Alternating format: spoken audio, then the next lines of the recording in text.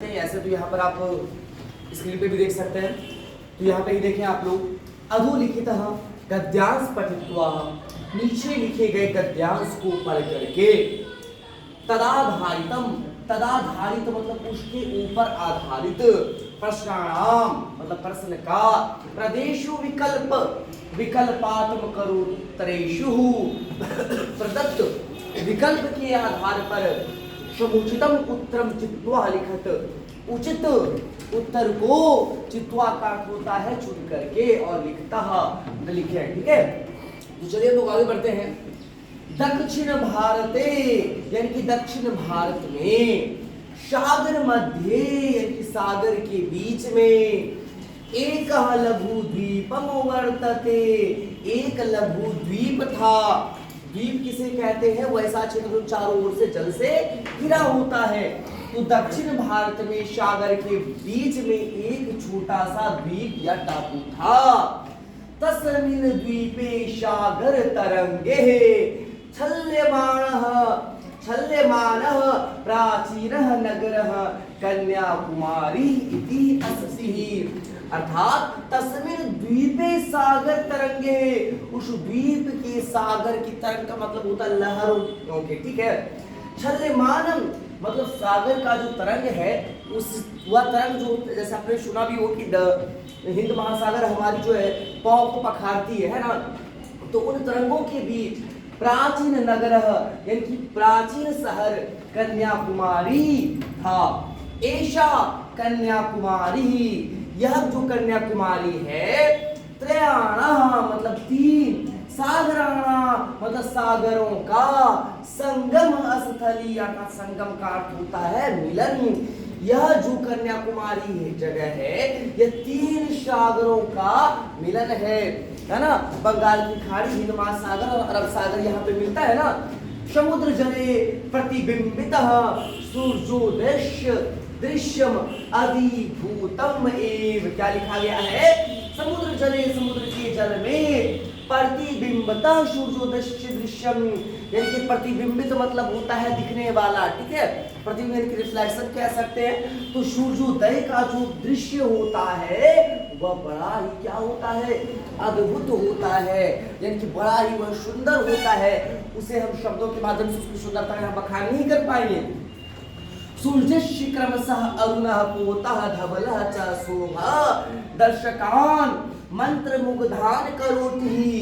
सूर्यस्य क्रमशः अरुणः पोतः धवलः च शोभा, यहाँ पर सूर्य की, अरुण का मतलब होता है सूर्य होता है। ठीक है, पोता धवला च शोभा, देखिए सूर्य का लाल रंग और धवला का अर्थ से होता है श्वेत होता है। ठीक है, तो जैसे यहाँ पर क्या होता है, एक तरफ से जैसे सूर्य डूब रहा है, एक तरफ से उग रहा है, तो मतलब क्या होता है, जैसे शाम का दृश्य अगर वो देखे तो एक तरफ से सूर्य डूब रहा है, एक तरफ से चांद निकल रहा है, तो ये जो सुंदरता होता है वो अलौकिक होता है। ठीक है, मंत्र मुग्धान करोति, दर्शकान मंत्र मुग्धान करोति अर्थात दर्शकों को मंत्रमुग्ध कर देता है।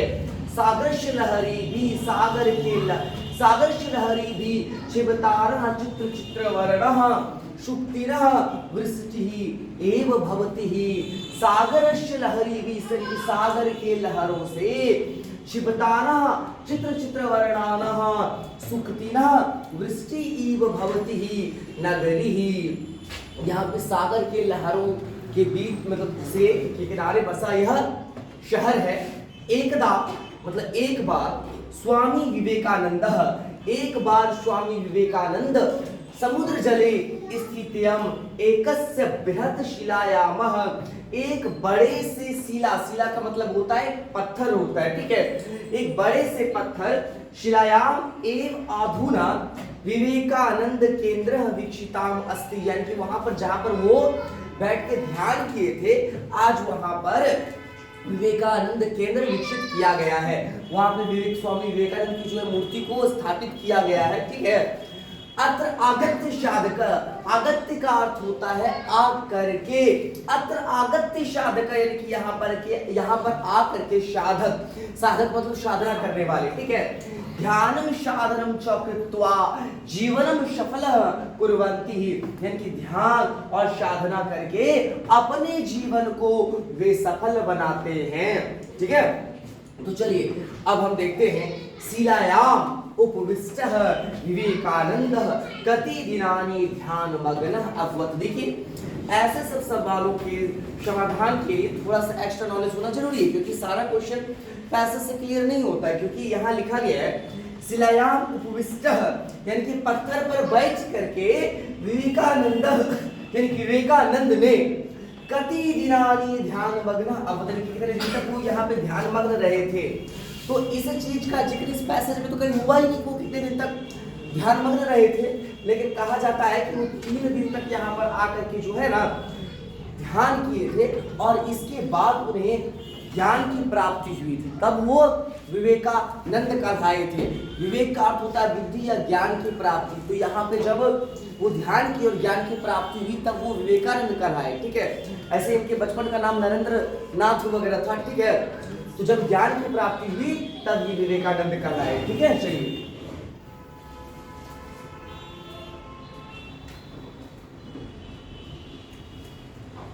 अब देखिए दूसरा जो हमारा सवाल है, ध्यान मग्न शब्द कौन, ध्यान मग्न जो शब्द है हमारा इसमें कौन सा समास है। तो इस तरह का सवाल आपको कई बार बताए थे। तो जब ध्यान मग्न, तो ध्यान मग्न शब्द में कौन सा समास है, ये तत्पुरुष समास हुआ। क्यों? तत्पुरुष समास के बारे में बताए थे। जो सेकंड पोर्शन होगा वो दूसरे, वो जो सेकंड पोर्शन है वो पहले वाले को क्या बताएगा, मतलब वो डिफाइन करेगा। मग्न किस चीज में मग्न है भाई, वो ध्यान में मग्न है। किस चीज में मग्न, तो ध्यान में मग्न। तो ये जो ध्यान मग्न शब्द है इसमें कौन सा समास है, इसमें तत्पुरुष समास है, ठीक है। तो अधिकांश अभी तक आपने देखा है क्वेश्चन जो आपसे पूछा गया है वो आपका इसी समास से पूछा गया है, तत्पुरुष से अभी तक, है ना। अब देखिए परिवृतः, परिवृतः पद, परिवृतः पदे प्रत्यय अस्ति ही। इसमें जो हमारा पद में कौन सा प्रत्यय है, परिवृतः, परिवृता पदे प्रत्यय अस्ति। इस शब्द में प्रत्यय होगा, कत प्रत्यय कहलाएगा। तो अब देखिए परिवृता, परि का अर्थ होता है चारों तरफ और वृता मतलब वृत्त के सेंस में है।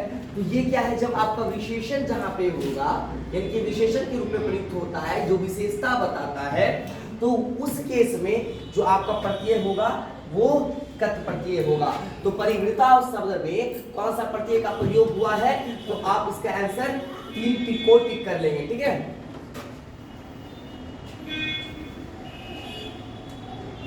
अब देखिए धवला, धवला इति पदस्य, धवला शब्द का विशेषण पदम किम, धवला शब्द का विशेषण क्या है, यानी उसका विशेषता हमारा क्या है।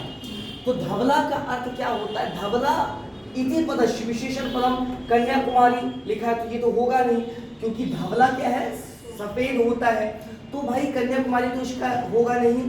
अरुण लाल है तो ये भी हमारा होगा नहीं। पीता होगा नहीं, यानी कि शोभा होगा, ठीक है। क्या होगा इसका आंसर, शोभा होगा, ठीक है। धवला इति पदस्य विशेष्य पदम किम, धवला जो शब्द है इस पद की विशेषता क्या है, इसमें विशेष्य पद क्या है, शोभा है। तो देखिए विशेष से और विशेषण दो अलग अलग चीज है, ठीक है। विशेष और विशेषण में क्या अंतर, देखिए जो संज्ञा या सर्वनाम की विशेषता बताता है वो विशेषण है, ठीक है। और अब देखिएगा जैसे कि बोलते हैं राम, राम सुंदर लड़का है, तो ये जो सुंदर शब्द है ये राम की विशेषता है। सुंदर शब्द हमारा विशेषण है और राम हमारा विशेष्य है। तो यही चीज हमसे यहाँ पे विशेषण नहीं पूछा गया है बल्कि हमसे विशेष्य पद पूछा गया है। तो धवला जो है ये क्या है, विशेष्य पद है।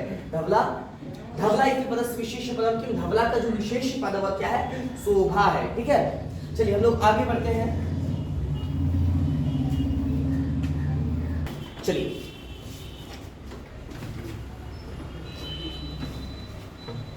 धवला इति पदस्य विशेष्य पदम किम, यह जो धवला शब्द है इसमें विशेष्य पद कौन सा है, तो विशेष्य पद हमारा कौन सा है, शोभा। शोभा हमारा विशेष्य पद हो गया, ठीक है। अब हम आगे बढ़ते हैं। अस्मिन् अनुच्छेद करोति ही क्रियापदस्य कर्तृपदम किम। इस अनुच्छेद में करोति क्रियापद का कर्तृपद है। कर्तृपद मतलब कर्ता पद क्या है, ठीक है। करोति मतलब करता है, तो ये तो क्रिया है, किसी काम के करने होने का बोध हो रहा है। तो क्या करने की बात हो रही है भाई, शोभा बढ़ाने की बात हो रही थी। तो कर्तृपद हो जाएगा हमारा शोभा हो जाएगा, ठीक है।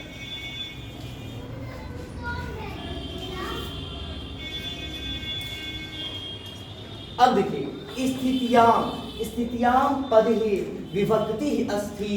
ये जो स्थितयाम शब्द है इसमें कौन सा विभक्ति प्रयुक्त हुआ है, इसमें हमारा सप्तमी विभक्ति का प्रयोग हुआ है, ठीक है।